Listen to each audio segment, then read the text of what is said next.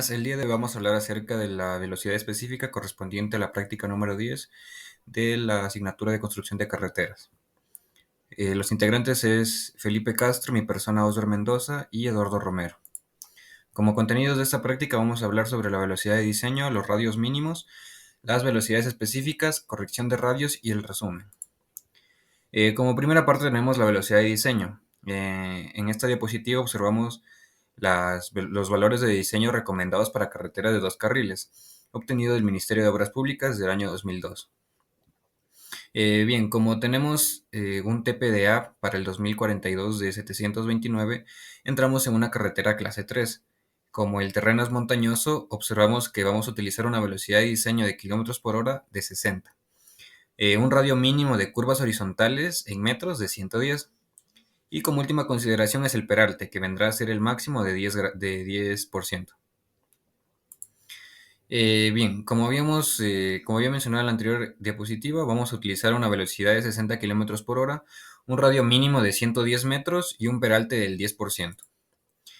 Para poder confirmar esta información, se comparó con la normativa ASHTO y con la información brindada por el ingeniero Yasmani García en su libro Diseño Geométrico y Operación de Carretera de 2 carriles, donde podemos observar que la velocidad, los valores mínimos recomendables de la longitud de espiral viene de la mano con la velocidad en kilómetros por hora. Como observamos, la velocidad de 60 kilómetros por hora, vamos a utilizar un radio mínimo de 110 metros y una longitud de 70. Ahora vamos a hablar sobre las velocidades específicas.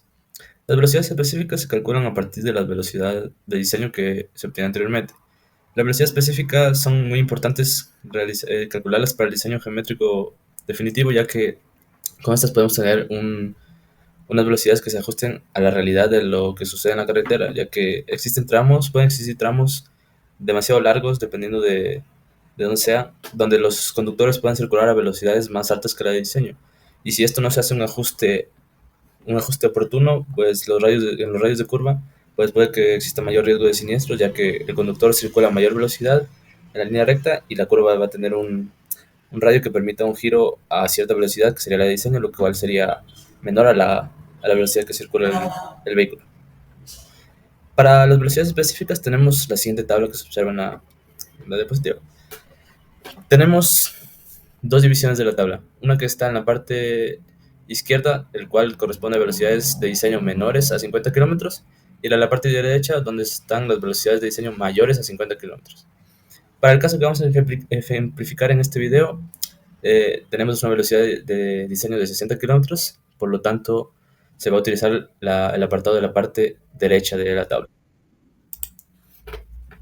Para poder realizar este cálculo de las velocidades específicas, tenemos que fijarnos en las entretangencias o las líneas rectas, los tramos rectos antes de la curva. Si los tramos rectos, como he mencionado, para el caso de la velocidad mayor a 50 kilómetros, tenemos que si la longitud es menor a 150 metros, se mantiene la velocidad de diseño. Igualmente, si es que es entre 150 y 400, se mantiene la velocidad de diseño, pero aquí tenemos que fijarnos en los ángulos de deflexión. Sin embargo, ya si es que la longitud del tramo recto anterior es entre 400 y 600 metros, debe haber un incremento de la velocidad específica para ese tramo de 10 kilómetros, es decir, la velocidad de diseño más 10 kilómetros. Y si las longitudes del segmento recto anterior son mayores a 600 metros, se incrementan 10%, 20 kilómetros a la velocidad de diseño original. Bueno, aquí tenemos los datos necesarios para poder calcular las velocidades específicas. Tenemos las entretangencias, que como mencioné deben ser de cierto rango para que no exista variación en la velocidad, y los radios mínimos que se calcularon en base a la velocidad de diseño. Cuando tenemos estos datos, hacemos el análisis manual para poder obtener las velocidades específicas, las cuales, como mencioné, son importantes ya que permiten ajustar los radios de curva más fijos a la realidad, a la velocidad que pueda circular el conductor, para que exista menos riesgo de siniestros.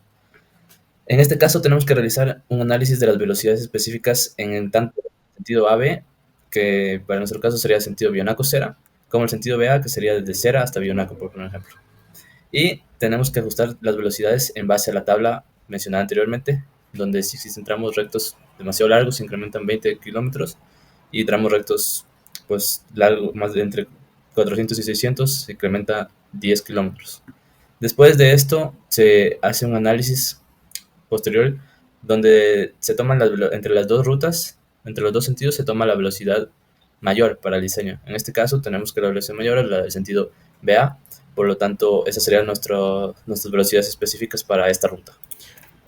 Una vez nosotros ya hayamos obtenido la velocidad para ambos sentidos de las curvas y entre tangencias, según lo visto anteriormente, lo que se hace es asignar los radios mínimos según la normativa. En este caso se usa la normativa del Ministerio de Obras Públicas, o MOP, que determina que para una velocidad de 60 kilómetros por hora hay que usar un radio mínimo de 110 metros.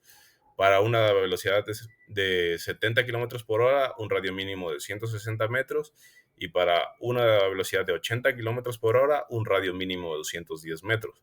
Es así como en este ejemplo se ven cómo los radios fueron corregidos. Por ejemplo, aquí de 70 es un radio de 160 metros, como se dijo antes, de 80 de 210 metros, y de 60 un radio mínimo de 110 metros. También se debe tomar en cuenta o a consideración que no debe existir una diferencia mayor al 50% entre curvas. Esto quiere decir, por ejemplo, aquí, como se puede ver, existe el radio penúltimo es de 210 metros y el último es de 110 metros. Este caso no se puede dar o no se debería usar en este caso para la última curva el radio mínimo permitido, sino más bien poderlo aumentar.